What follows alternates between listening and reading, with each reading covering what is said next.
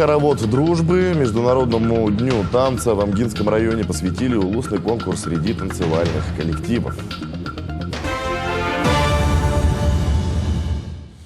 Международному дню танца в Амгинском районе в селе Чепчилган посвятили улусный конкурс среди танцевальных коллективов «Хоровод дружбы». Всего участвовало 14 танцевальных коллективов из 8 наслегов.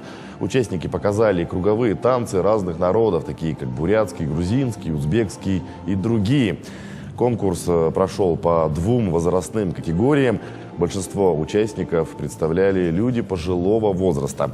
Несмотря на свои года, они составили конкуренцию и доказали, что танцевать можно в любом возрасте. Организаторы конкурса в дальнейшем планируют организовать такие конкурсы на республиканском уровне. Победителем стал танцевальный коллектив ЭГРД из села Алтам, руководителем которого является хореограф Дома культуры Петр Назаров. Мы проводим конкурс, посвященный Дню танца, так как танец, он всех объединяет. Да, мы этот конкурс проводим первый раз, это наш первый опыт.